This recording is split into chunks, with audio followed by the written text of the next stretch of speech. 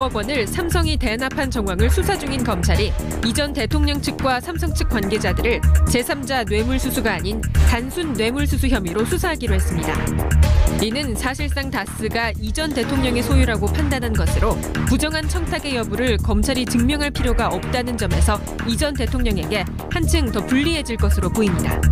결정적으로 이학수 전 삼성그룹 부회장이 다스 소송비 대납을 시인하는 내용의 자수서를 검찰에 제출한 것으로 알려지면서 귀추가 주목됩니다. 한편 다스 비자금 의혹을 수사 중인 서울 동부지검이 중간 수사 결과를 발표했습니다. 문제가 됐던 비자금 120억 원을 과거 정호영 특검 수사 결과와 마찬가지로 격리 여직원의 개인 횡령으로 결론짓고 정호영 특검에 무혐의 처리했습니다. 경영진 차원에서도 비자금이 조성됐는데 격리 직원 조 씨가 이들 모르게 100억대 주머니를 따로 찾다는 게 검찰의 설명입니다. 그러면서 다스의 또 다른 비자금을 추가로 확인해 수사하고 있고 120억 원과 별도로 회사 차원의 비자금과 경영진 개인의 비자금 조성을 확인했다는 것. 이슈파이터 두 번째 순서에선 이전 대통령을 둘러싼 검찰의 수사가 종착지를 향하는 가운데 지금까지 새롭게 밝혀진 내용을 짚어보도록 하겠습니다. 네, 오늘은 정치권에 중량감 있는 두 분의 여성 정치인을 스튜디오에 모셨습니다. 오늘 여성들만 출연하는 날인 것 같기도 한데요. 한 분 한 분 소개하겠습니다. 진수희 전 보건복지부 장관님 모셨습니다. 어서 오십시오. 네, 안녕하세요. 네, 진수희입니다. 저희 프로그램 처음 출연하시는 것 같아요. 아, 이슈파이터는 처음이었습니다. 그 전에 있었던 정봉주의 품격시대에는 제가 자주 한 두 번, 자주까지는 아니고 한 두어 번 초대받았었습니다. 알겠습니다. 자, 그리고 최민희 더불어민주당 디지털 소통위원장님 모셨습니다. 어서 오십시오. 안녕하세요. 네, 헤어스타일을 바꾸셨어요. 그냥 앉아있으니까 이렇게 헤어 아터가 짧으셨어요. 아주 잘 어울리세요. 예, 잘 어울리세요. 예. 그 작가가 명칭을 지었습니다. 희자매의 격조 토크. 왜냐하면 아침 라디오에 두 분 여성 정치인 하시잖아요. 가끔 들으시나요? 아, 저 CBS. 아니요. 지금 그 김어준의 뉴스공장에 박영선 의원과 나경원 의원 두 분이 하시잖아요. 네. 그 어떠세요? 희자매 격조 토크. 좋아요. 좋으세요? 저도 아주 좋습니다. 그 희자매를 잘 모르시는 분들도 있을 것 같아요. 의원님 설명 좀 해주세요. 왜 희자매인지. 희자매가 실버들이라는 그 김서월 시에 노래를 붙인 그 노래로 데뷔한 3명의 여자 좀 트리 가수였어요. 근데 그 중에 한 분이 인순이 씨. 인순이 씨. 예. 최민희, 진수희. 그래서 희자매입니다. 어느 분이 언니세요? 언니가 누구예요, 언니가? 아마 물리적으로는 제가 언니인 것 같은데. 물리적으로? 제가 평소에 워낙 최민희 의원님 좋아하고 또 존경하고 그래서 저는 뭐 아주 영광입니다. 저도 영광입니다. 저희는 조카까지 좋아해요. 그 아침에 하는 프로는 두 개의 방송이 동시에 돌아간다는 얘기를 많이 하는데 오늘은 어떻게 될지 여러분 함께 해주시면 좋을 것 같고요. 우선 앞에 인터뷰 좀 보셨죠? 네. 이 얘기 좀 하면서 들어가야 될 것 같아요. 지금 근데 이윤택 감독 전에 고은 시인 있었죠? 고은 시인 전에 안태근 검사장 있었습니다. 이 트리오인가요, 이분들도? 더 있을 거예요, 아마도. 그러니까요. 드러나지 않아서 그렇지. 각 분야마다 뭐. 그러니까 참 이게 여성운동이 한국에 뿌리내린 지 신여성부터 하면 이게 1920년대부터 시작인데 이게 여성을 성범죄의 수단으로 삼는 것이 21세기 4차 산업혁명 시대를 앞둔 이 마당에도 이 봉건주의 이런 문화가 계속 뿌리 있는 이유가 도대체 뭘까요? 저는 이게 여성은 여전히 사회적 약자고 그렇게 함부로 막 다뤄도 되는 존재처럼 근데 언니부터 하실까요? 이제 여성과 관련한 영역 중에서 뭐 경제 영역이라든지 정치 영역이라든지 기타 다른 사회적인 영역은 뭐라 그럴까 많이 여성들이 진출하고 그 내부의 조직 문화도 어느 정도 바뀌고 있는 중인데 이 성적인 것과 관련한 거는 그동안 뭐 우리 사회뿐만이 아니라 다른 나라들도 이게 굉장히 사적인 지극히 개인적인 영역으로 치부되어 왔기 때문에 이렇게 공개적으로 드러나기가 굉장히 어려운 말하자면 여성과 관련한 최후의 영역이었다가 이제 이번에 이렇게 드러나기 시작을 한 것 같고요. 저는 최근에 이 이슈 갖고 굉장히 복잡한 신경이에요. 그러니까 여러 가지 느낌이 교차하는.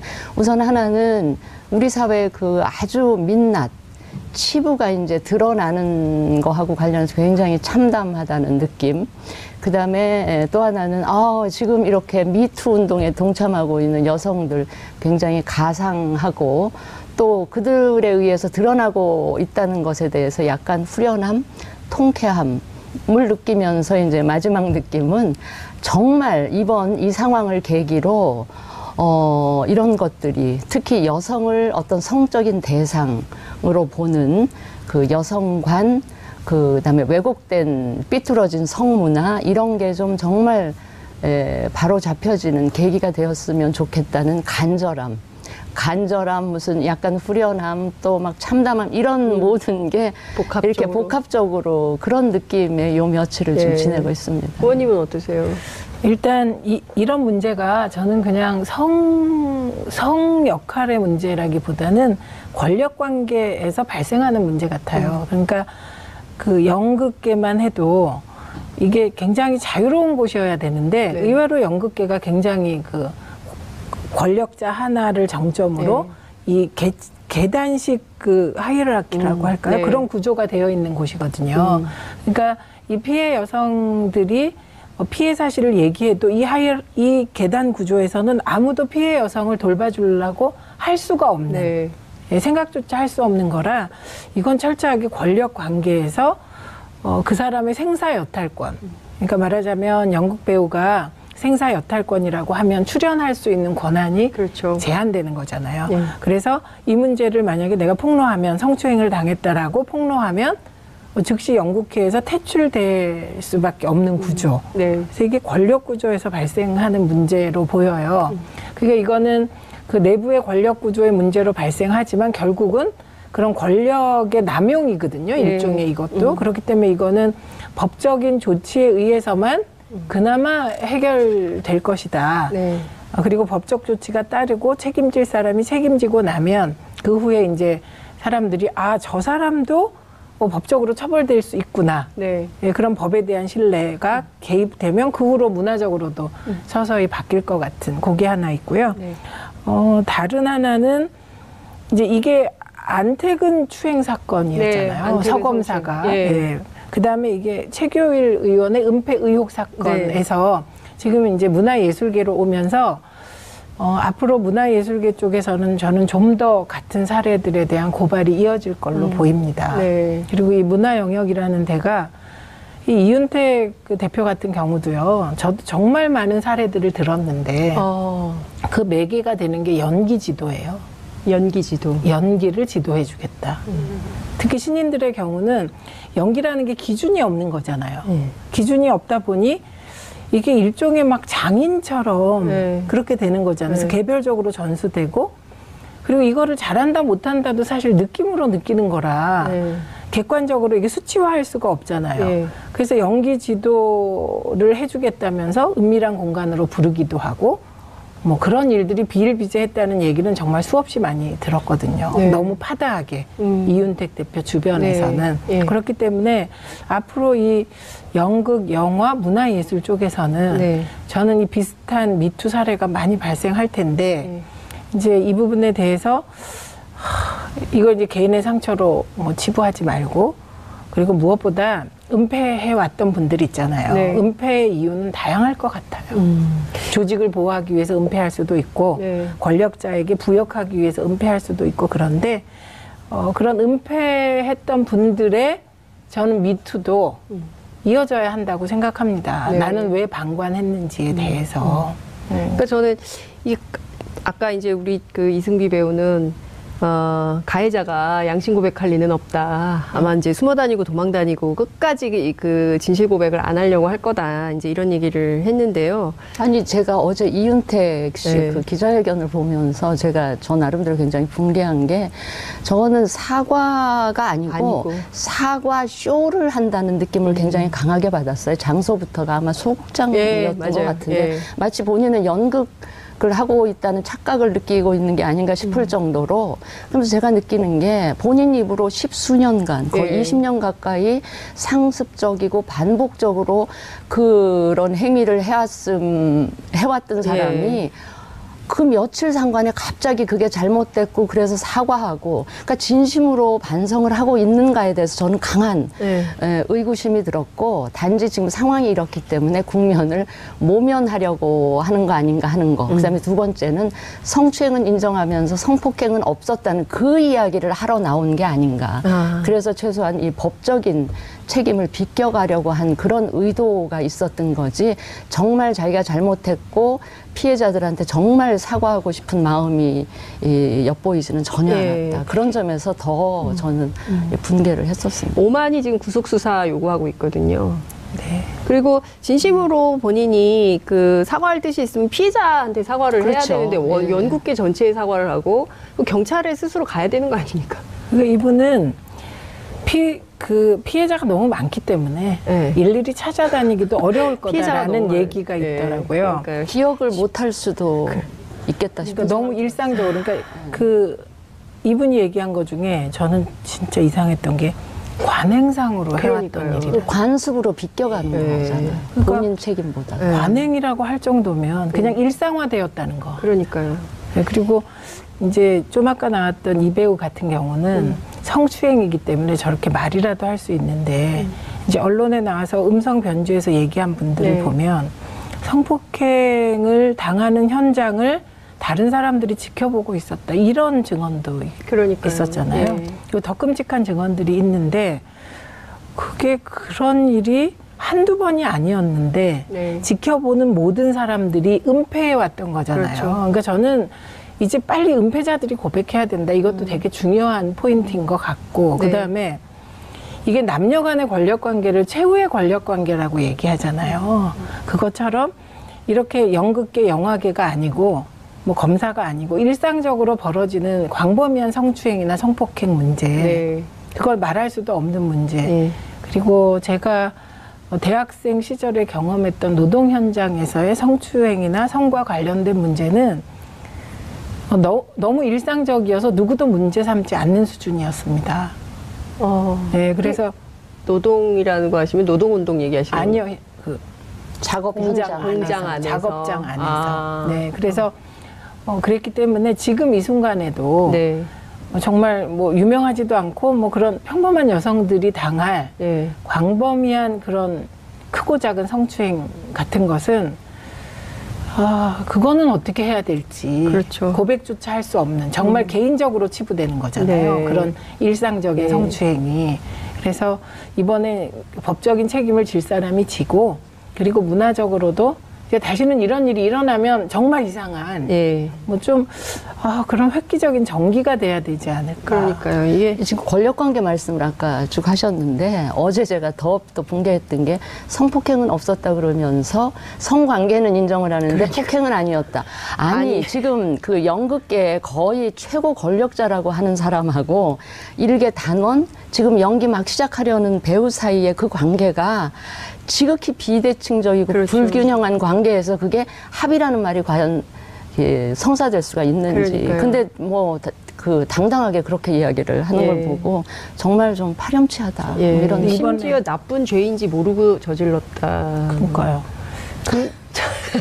그런데 문화예술계에 유명한 선배들 중에 이런 추문이 있었던 분들이 많습니다. 그러니까 고은 시인 같은 분도 되게 존경하는 분이고 네. 그 시를 우리가 좋아했는데 네. 이런 얘기가 계속 돌았었죠. 근데 결국은 이제 폭로된 건데 이번에 다행인 것은 안태근 성추행 사건 때 서검사에 대해서 2차 피해가 발생했었잖아요. 그렇죠. 초반에 그랬죠. 네, 그런데 예. 그런 분위기가 없어지고 없어졌어요. 있다는 거. 예. 그리고 이 부분은 언론의 역할이 굉장히 중요한 것 같아요. 네. 2차 피해를 누군가가 시도하더라도 예. 언론에서 그 2차 피해가 잘못됐다고 의제를 설정해 주면 그런 일은 안 생길 것 같아요. 그러니까 초반에 그런 분위기가 있었고 검찰 내부에서 네. 언론들도 그런 분위기가 있었어요. 근데 이제 이거를 대중의 힘으로 저는 이게 촛불혁명의 힘인 것 같아요. 그러니까 대중의 힘으로 그거를 확 누르니까 이 분위기가 반전되면서 또 이제 각 분야, 전 분야에서 이제 이런 이슈들이 나오고 있어서 적폐청산 필요증에 대해서 얘기할 수 있는 건가라고 말씀하려고 하니까 지수 의원님.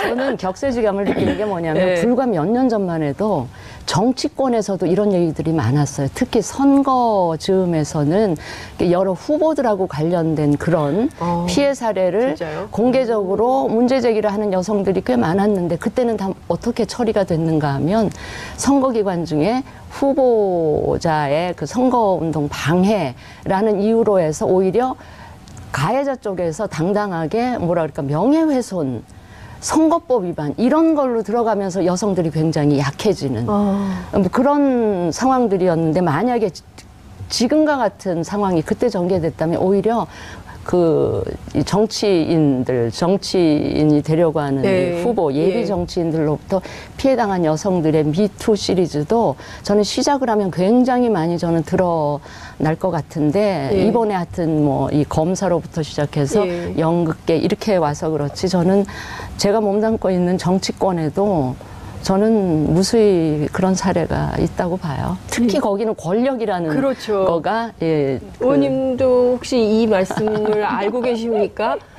뭐 저도 들은 얘기가 있고 그래서 이게 남녀 관계에 플러스 남자가 권력까지 있으면 이게 최후의 권력 관계 속에서 이 여성이 힘이 없으면 없을수록 더 극심하게 나타나고 우리들 세대에는 이게 성추행이야? 아니야? 할 만큼 많은 일들이 비일비재하게 주변에서 벌어졌죠. 근데 그 당시에는 그런 인식이 굉장히 낮았고, 저도 개인적으로 이제 그 대학교 때 감옥 갔다가 나와서 이제 출판사 이런 데 취직하러 갔을 때 갑자기 취직을 못 시켜주겠다는 거예요. 그래서 이유가 너랑 사귀고 싶은데 너를 여기 취직시키면 못 사귀니까 다른 출판사에 소개해주겠다. 이런 분도 계셨어요. 근데 그 당시에 저는 이게 성추행이나 성희롱이라는 인식이 그때는 단어가 없었어요. 없어서 저는 무지무지하게 화가 나서 지금 왜 그런 말씀을 하시냐고. 저는 지금 이 출판사에서 책을 만들고 싶은데 왜 그러십니까? 이런 일이 있었거든요. 그래갖고 제 친구한테 같은 조건의 친구한테 이 얘기를 했더니 어머 너도 당했니? 나도 당했어. 그래갖고 둘이 그때는 정말 몹쓸 사람이다 이렇게 욕을 하는 지나간 일이 지금 이런 일이 벌어지면 엄청난 성희롱이죠. 히자메 시대나 있었던 일이군요.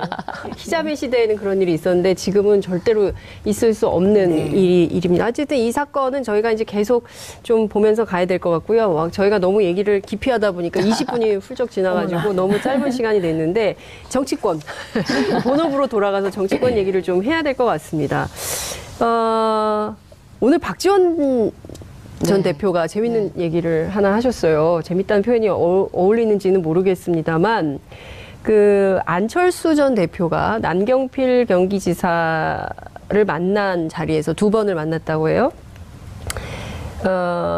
청산의 대상, 그러니까 주적이 누구냐 이렇게 물었더니 주적은 문모 민주당 그리고 홍모 한국당은 아니다 이런 얘기를 했다는 겁니다. 자, 우선 어느 분이 먼저 얘기를 하실까요? 일단 언니 먼저 하시라고. 저는 박지원 의원님께는 굉장히 죄송한 말씀인데요. 우리 박 의원님이 그렇게 나와서 그렇다더라라고 전한 말씀 중에 사실이 아닌 것들이 그동안에 굉장히 많았었기 때문에 저는 제가 직접 들은 얘기 아니고는 최소한 박지원 의원님이 전달해준 얘기 저는 믿기 좀 어렵습니다. 사실이 아닐 거다. 그러니까 남경필 지사나 또 안철수 전 대표한테 직접 물어봐서 듣는 게 정확하지 저는 믿기가 좀 어려워요. 직접 이 박지원 대표의 주장에 대해서 안철수 대표나 남경필 지사가 직접 얘기를 해야 된다. 직접 얘기를 할지 안 할지는 모르겠으나 직접 들어봐야 그 사실을 알 수 있다. 전언만 갖고는 믿을 수 없다. 저는 그렇게 생각을 해요. 최민지 의원님. 아주 디스 엄청나게 하셨어요. 근데 저는 개인적으로 제 생각은 박지원 대표가 얘기한 그 워딩 주적이 문모와 민주당이다. 자유한국당과 홍준표 대표는 아니다라는 남경필 지사의 발언이 사실이고 아니고는 저는 별로 중요하지 않습니다. 그리고 사실일 수도 있고 아닐 수도 있다고 진짜 생각을 해요. 그리고 말이 또 조금 곡해됐을 수도 있다고 생각하는데 흐름으로 볼 때 박지원 대표가 얘기하고 싶었던 것은 이제 결국은 이번 지방선거에서 바미당하고 바른미래당하고 자유한국당이 후보 단일화를 하지 않겠냐. 네. 그래서 그 후보 단일화의 과정에서 민주당하고 맞서지 않겠냐. 이 말은 뭘 내포하냐면 그럼 민평당은 어떻게 할 거냐. 그렇죠. 네, 우리는 민주당하고 후보 단일화를 할 수도 있지 않겠냐가 한 하나 둘 세 수쯤에는 깔린 말인 것 같습니다. 네. 그래서 결국은 그 지방선거에서 주요 시도 있잖아요. 네. 그곳은 1대1 구도로 치러지지 않겠냐. 네. 그러니까 바른미래당하고 자유한국당이 후보 단일화를 했을 때 네. 그럼 민주당은 가만히 있겠냐. 세력을 모으려고 하지 않겠냐. 네. 여기 우리가 있다. 저는 그렇게 받아들여졌습니다. 네. 정치 구단주의 마음을 정확히 읽고 있는 게 아닌가. 저도 비슷하게 읽었거든요. 네. 그 댓글이 막 들어오고 있는데요. 네. 구정선님께서 최민희 전 의원님 너무너무 이뻐요. 이렇게 주셨고요. 김윤현님께서는 최민희 전 의원님, 진수희 전 장관님 똑똑해서 좋아요. 두 분 똑똑해서 좋다 이런 댓글이 들어와 있습니다. 예. 근데 저는 의원님. 민주당에서는 아마 그런 식의 구도를 염두에 두면서 준비를 해야 되겠다는 생각은 하고 계시겠지만 이 바른미래당의 창당 과정이나 그 이전에 제 쪽에서 이야기한 바른정당이 창당하고 그 이후에 진행된 그 과정을 보면 절대 한국당이랑 선거에서 연대를 한다든지 궁극적으로 무슨 하나가 된다든지 하는 일은 저는 절대 없을 거다. 뭐 절대라는 표현을 네. 쓰면 안 될지는 모르겠으나 네. 하여튼 그렇고요. 만약에 그게 가능할 거였으면 뭐하러 굳이 바른정당이 많은 의원들이 바른정당에 지금 끝까지 네, 그 남아 바른미래당까지 계신, 가셨던 분들이 네. 한국당에 복당하지 않고 끝끝내 남아서 지키고 게다가 이제 가치를 공유한 국민의당의 일부 의원들이랑 합해서 정말 가치를 공유한 그다음에 적대적 공생관계가 아닌 뭔가 우리 정치를 바꾸어내는 그런 목표를 가지고 네. 만들어진 정당이기 때문에 네. 만약에 바른미래당이 다음 이제 6월 지방선거만 걱정이 돼서 만든 정당이라면 뭐 그럴 수도 있겠죠. 그러나 그게 아니고 우리는 좀 더 길게 보고 한국 정치의 미래를 바라보고 만든 정당이기 때문에 지금 지방선거가 아무리 급하다고 해서 최소한 한국당하고 뭔가 이 연대라든지 네. 후보 단일화라든지 그런 일을 하지는 않을 거다를 제가 분명히 이 자리에서 그 시청자들께 약속을 드릴 수가 바른미래당이 있어요. 그렇게 생각하는 이유는 자유한국당이 그 청산 대상이다 이렇게 보기 그렇죠. 때문에. 자유한국당은 저희가 생각하기에 그 참된 이 보수가 아니고 오히려 국민으로 하여금 보수는 왜 저래 라고 하는 그 모델처럼 되고 있기 때문에 네. 저는 자유한국당은 문을 닫아주는 게 보수의 미래, 나아가서 한국 정치의 미래를 위해서 오히려 그게 바람직하다고 생각을 하고 있고요. 굳이 바른미래당이 지방선거에서 목표가 있다면 네. 물론 후보는 전국적으로 다 낼 거고요. 우리가 낸 후보들이 당선되는 걸 위해서 우리가 열심히 뛰겠지만 설사 당선이 안 되더라도 2등 정도는 해서 자유한국당을 좀 정말 왜소화하거나 궁극적으로 좀 이 문을 닫게 하는 그런 게 저희들의 목표이기 때문에 그런 걸 목표로 하고 있는데 저희가 한국당이랑 후보를 연대한다. 물론 한국당에서는 그러고 싶은 마음이 있을 수도 있어요. 네. 그렇지만 절대 그런 일은 없을 것이다라는 말을 제가. 근데 이 부분은 이제 그 아까 말씀드린 건 박지원 전 대표님 생각이고 네. 민주당 내에서는 그 1대1 구도가 과연 민주당에 유리한가 등등 여러 생각을 하는 것 같습니다. 그래서 아직 뭐 통일된 입장은 없지만 지금까지는 민평당과 연대하겠다는 분들은 소수인 걸로 네. 지금까지는 그렇게 네. 되어 있는데 제가 보는 건 이제 흐름인데요. 네. 그러니까 저는 인위적인 자유한국당과 바른미래당의 단일화는 별로 바른미래당에 좋을 것 같지가 않습니다. 맞아요. 네. 그렇다고 해서 선거 결과가 좋아지면 모를까? 좋아지지 네. 않을 결과를 두고 합쳐도 안 좋아진다고. 그러니까 합치면 더 안 좋아지죠. 그거는 이후에 이제 보수 확보 경쟁. 지금은 과거에 우리가 이합집산의 전공 정당이잖아요. 그래서 우리는 진보와 중도를 놓고 네. 이제 이합집산을 했다면 지금은 중도와 보수를 놓고 바른미래당과 자유한국당이 경쟁을 하는 구도인데 이미 자유한국당은 14% 탄핵 반대 세력의 지지를 얻겠다는 정체성을 분명히 하고 가고 있기 때문에 네.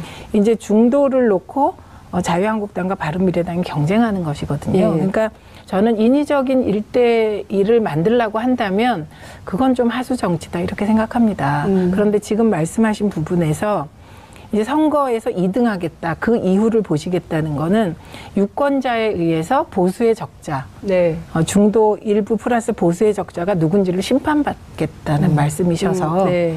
결국은 그렇게 가는 것이 정도일 거라는 생각이 들고 그렇게 바른미래당이 최대한 갔을 때 이제 보수의 저는 적자의 흐름이 바뀔 수 있다고 생각합니다. 그래서 이거는 민주당의 이해관계가 1대1이다. 이건 전 개인적으로 그거에 동의를 안 해요. 네. 네, 동의가 잘 안 돼요. 네. 그러면 잠깐 말씀을 바로 잡을 우리가 2등하겠다는 게 궁극적인 목표가 아니고요. 1등 후보를 낸 이상에는 당선시키기 위해서 최대한의 노력을 할 텐데 당선이 안 되더라도 지역에 따라서 최소한 2등은 자유한국당은 누르겠다. 그럼 2등이라는 표현 좀 그런데 네. 자유한국당은 꺾어 가겠다는 게 그게 꼭 우리 바른미래당의 미래뿐만이 아니라 보수의 미래나 한국 정치의 미래를 위해서 저는 그게 바람직하다. 네. 저는 많은 유권자들이 그걸 원하고 있다라는 뭐 제 착각인지는 모르겠는데 근데 지지율 그렇게 생각을 합니다. 예. 표를 보면 여전히 네. 자유한국당이 좀 우위에 있고요. 근데 그 여론조사가 네. 여론조사 기관마다 조금 다르고 네.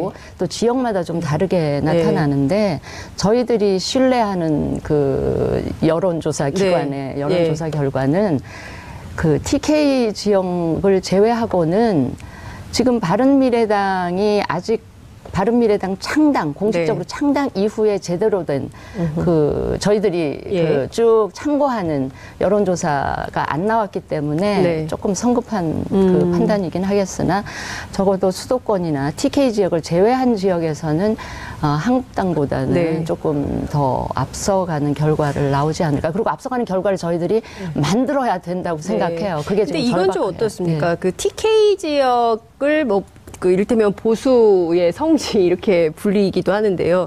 이 TK 지역은 그러니까 사실은 그 이번 지방선거에서 지역주의 그동안 지역주의가 굉장히 팽배한 선거가 많았는데 딱 나뉘잖아요, 동서가. 근데 이번에는 그게 좀 균열될 조짐을 보인다. PK에서 민주당이 상당히 선전하고 있다. 이제 이런 지표들이 나오고 있는데 그 지역주의를 허물려면 TK에서 좀 바른미래당이 좀 우리가 좀 확보를 해야 해야죠. 되는 거 아니에요? 해야 되는데 그래서 뭐 좀 수도권에서는 조금 괜찮을 수 있지만 수도권에서는 꽤 선전을 할 거라고 저희가 기대 섞인 전망을 하고 있고요. 대구 같은 경우도 지금 그 여론조사상 드러나지 않는 여론조사에 응답하지 않는 20, 30, 40대 이 젊은 층에서는 대구에 가서 직접 듣는 이 민심들이 있잖아요. 현장에서 체감하는 민심들은 조사에 나타나는 것과는 상당히 다른 양상들을 저희는 읽고 있고요. 게다가 저희들 바른미래당이 이제 대구 지역을 지금 굉장히 집중해서 후보를 찾고 있는 노력을 하는데 그 이유 중에 하나가 홍준표 대표가 그러셨거든요. 대구시장 그 당선 못 시키면 한국당 문 닫아야 한다라고 했기 때문에 어느 다른 지역보다 우리가 대구시장을 누르면 한국당 문 닫게 하겠구나 이런 생각을 해서 거기에 좀 집중하고 있습니다. 바른미래당의 이번 선거 전략이 한국당 문 닫게 하는 전략인 거 아닌가 그건 이제 보수의 본진을 놓고 경쟁을 하는 건데 이제 박근혜 대통령을 아직도 불쌍하다고 생각하는 핵심 보수층은 뭐 있겠죠. 그런데 보수가 그 핵심 지지층만 있는 게 아니고 한 30%가 있는데 지금 응답하는 분이 14%, 15%인 것이거든요. 그러니까 그거는 취할 수 있는 전략이 되겠죠. 근데 아마도 바른미래당은 이번 지방선거에서 이제 확보할 수 있는 건 아마 기초의회에서의 선전일 것 같습니다. 그래서 지금 선거구. 그렇죠. 2인 선거구, 3인 선거구, 4인 선거구. 4인 선거구가 되면 바른미래당이 굉장히 약진하게 되죠. 그럼 이제 선거 구도가 뭐 우리는 흔히 경기도지사, 서울시장 뭐 이런 큰 네. 광역시도 단위만 관심이 있는데 네. 지방자치의 진짜 핵심 중에 핵심은 시의회, 구의회예요. 네. 특히. 예. 그러면 그런 이제 기초 단위에서 어느 정도 약진을 하면 이건 뭐가 되냐면 다음 총선의 발판이 되는 거죠. 네. 그래서 오히려 지금 제가 보기에 이제 관전 포인트라고 하면 과연 자유한국당하고 바른미래당이 예. 기초의회에서 얼마나 프로테이지를 보수해서 나눠 갔느냐가 저희는 관심사예요. 어떻게 목표를 정하고 계십니까? 아니 바른미래당? 저희는 예를 들면 기초의회 서울시만 예를 들어보면 기초 선거구에 3인 선거구가 꽤 많아요. 네. 3인 선거구면 아마 민주당의 경우는 가나 두 후보를 낼 것이고 네. 바른미래당은 두 후보를 낼 여력까지는 안 되기 때문에 후보 한 사람. 네. 그다음에 이제 모르겠어요. 한국당의 경우 후보를 한 사람 낼지 두 사람 낼지. 만약에 민주당에서 두 사람 나오고 자유한국당과 바른미래당이 한 사람씩 나오고 또 정의당도 네. 있을 것이고 하면 제 생각으로는 지역구마다 조금 차이는 있겠지만 민주당이 잘 선거운동을 지혜롭게 가져가면 가나 두 후보를 가져가고 바른미래당이 한국당을 누르면서 한석을 차지하는 이런 구도로 가지 않을까. 아니면 네. 정의당이 민주당 후보 쪽을 조금 잠식하면서 민주당 하나, 바른미래당 하나, 한국당 하나 이런 식의 선거구도 좀 나올 것 같고. 네. 네. 이제 중대선거구로 가면 유리한 거죠. 네. 특히 4인 선거구면 뭐 저는 바른미래당이 되게 약진할 것 네. 같아요. 그러면 둘 하나 이렇게. 그 4인 선거구의 경우에는 지금 자유한국당하고 민주당이 반대한다고 서울시의 경우에는 그런 그래서 얘기가 나왔는데요. 예. 좀 이게 조정이 가능하면 좁혀서 네. 2인 선거구로 가자 이런 네. 건데 그것도 당내에서 이견이 있기 때문에 이견이 있어서 네. 어떻게 정리되는지는 저희가 좀 네. 보도록 하겠습니다. 안철수 대표는 서울시장 출마하시는 겁니까? 하셨으면 좋겠어요. 예. 근데 이제 안 대표 본인이 예. 뭐 무슨 일이든 당이 요구하면 뭐 마다하지 않겠다라고 하셨으니까 뭐 지방선거든 재보궐선거든 국회의원 재보궐선거든 네. 출마를 하실 것 같은데 저희 지금 신당의 많은 구성원들이 공통적으로 바라는 건 아마 서울시장 출마인 것 같습니다. 네. 저 말은 이제 안 대표한테 미랄이 돼서 예. 그러니까 안철수 대표가 출마를 하면 바른미래당의 존재감이 서울시장 출마 안 하는 것보다 훨씬 높아져요. 네. 그럼 아무래도 시선이 바른미래당 쪽으로 쏠리게 되고 네. 결국 이제 기초의회 선거나 혹시 이제 구청장 선거나. 구청장 선거, 기초자치단체장 선거에서 뭐 조금 한두 석이라도 만약에 바른미래당이 되면 그건 이제 교두보가 되는 건데 저는 결국은 안철수 대표의 목표는 이렇게 어떤 식으로든 그게 뭐 인위적으로 자유한국당하고 바른미래당이 통합을 하든 그 가능성은 낮지만 혹은 유권자가 통합을 이루어내건 네. 네, 그 결과에 따라 차기 보수 중도 예. 이쪽의 대권 주자가 지금 유승민이 되냐 안철수가 되냐 지금 그게 되게 저도 궁금하고 네. 국민들도 궁금할 것 같아요. 네. 근데 안철수 대표가 서울시장에 나가서 의미 있는 득표를 못하면 그건 본인에게 굉장히 데미지니까 선택이 쉬울 것 같지는 않습니다. 근데 당에도 굉장히 그 피해가 클 수 있는데 근데 보면 보통 그러잖아요. 하이 리스크, 하이 하이 리턴. 리턴. 네. 그러니까 위험 부담이 큰 도전을 용감하게 하시게 되면 당 입장에서는 그게 모르죠. 선거라는 게 또 바람이 일어나고 뭐 안철수 돌풍이 일어나서 되면 그거야말로 더 할 수 없이 좋은 거고 설사 안 될 경우에도 당을 위해서 본인을 희생한 거기 때문에 설사 선거 결과가 좋지 않다 하더라도 충분히 우리 당에서 앞으로 뭔가 역할을 드리거나 당을 위해서 할 수 있는 일들은 굉장히 앞으로 많이 있을 네. 거다. 자유한국당은 6 플러스 알파를 얘기하고 있거든요. 그러니까 6개의 지방자치단체를 수성하겠다. 이제 이런 전략으로 나오고 있고 민주당은 9 플러스 알파. 그래서 이제 근데 13석까지도 보더라고요. 그러니까 여론조사 지표로 보면은 13개 광역단체 자치단체를 석권할 가능성이 높다. 이런 얘기가 민주당에서. 예, 민주당. 예, 예. 아니, 민주당에서가 아니라 이제 그냥 언론의 여론조사, 여론조사 객관적인, 기관에서 예, 이제 이렇게 예. 나온 거죠. 이제 민주당에서는 9 플러스 알파 이렇게 얘기를 보수적으로 하는 있어요. 거고. 예. 바른미래당은 우리는 그렇게 전망은 안 해요. 아직 지금 시작 단계고 네. 후보를 찾고 있고 하는 단계니까 후보가 어느 장관님 정도 출마 안 하십니까? 저는 뭐 제가 출마해서 당에 그렇게 크게 도움은 안 될 것 같고요. 다른 분들 출마하시는 분들 제가 도우미 역할은 정말 현장에서 열심히 하려고 생각을 하고 있어요. 네. 근데 지금 요 여론조사가 네. 우리가 수없이 많은 선거 전 여론조사를 봤지만 이게 네. 맞는 경우가 많지 않습니다. 많지 않고 지금은 민주당, 우리 당에서 인정할 수밖에 없는 거는 지금 여론조사의 보수층의 응답률이 진보층 응답률보다 낮다. 네. 이건 인정할 수밖에 없는 사실이에요. 네. 네, 그렇기 때문에 대통령 지지율도 높은데 문재인 대통령 지지율의 특징은 대개 대통령이 지지율이 팍 떨어지잖아요. 네. 그럼 반등하는 게 참 어려워요. 네. 근데 떨어지고 반등하기를 3번 정도 되풀이하니까 이게 이제 콘크리트 지지층, 소위 박스권이 60%에서 멈는 게 아니냐, 뭐 이런 우려를 자유한국당이나 이쪽에서 하겠죠. 그런데 네. 그 지지율 또한 네. 저는 개인적으로 70%가 나오면 저건 65%? 뭐 이 정도로 늘 보기 때문에 당에서 민주당에서 9+알파라고 얘기한 거, 네. 예, 그 부분보다 조금 더 보수적으로 잡고 아하. 선거를 해야 된다고 생각합니다. 더 보수적으로 잡아야 네, 된다. 네. 이것도 많이 잡은 거다. 근데 예. 지금 여론조사상 지금 이제 최 의원님 언급을 하셨지만 그 문재인 대통령을 열렬히 지지하는 분들이 당연히 이렇게 적극적으로 응답을 하시고 네. 또 이쪽 편에서 적극적으로 응답하시는 분들은 소위 말하는 태극기 네. 부대에 긋고 박근혜 전 대통령 지지자들 이분들 굉장히 적극적으로 응답을 하시고 오히려 이 가운데 있는 네. 특히 이제 문재인 대통령 찍었다가 이제 좀 실망하신 분들, 그다음에 이제 한국당에 대해서는 절망하신 분들, 이분들 이 풀이 저는 굉장히 많이 점점 더 늘어날 커진다고 거다. 보고요. 그분들은 지금 여론조사에서는 그렇게 예. 적극적으로 응답은 하지는 않지만 이제 선거 때가 되면 좀 많이 움직이지 않을까 그렇게 그러니까 기대를 여기서 하고 있습니다. 들어보면 네. 우리 당은 처음에 문재인 대통령 지지율이 한 80%였잖아요. 네. 이게 70%, 한 지금 60% 초반에서 70%잖아요. 그 실망해서 유보한 분들을 끌어오는 게 저희 선거 전략. 알겠습니다. 실망해서 떠난 분들 그분들 끌어오기 우리가 끌어오려고 저희는. 알겠습니다. 어떠셨습니까? 지금 굉장히 고품격으로 토크가 진행되지 않았나 이런 생각이 좀 듭니다. 오늘 두 분 모시고 말씀 정말 재밌게 잘 들었고요. 나머지 다른 이슈들은 저희가 다음 기회에 또 모셔서 네. 듣도록 하겠습니다. 오늘 말씀 정말 잘 들었습니다. 고맙습니다. 네, 감사합니다. 2월 20일 화요일 장윤선의 이슈파이터 여기서 마무리하겠습니다. 시청해주신 여러분 대단히 고맙습니다. 감사합니다.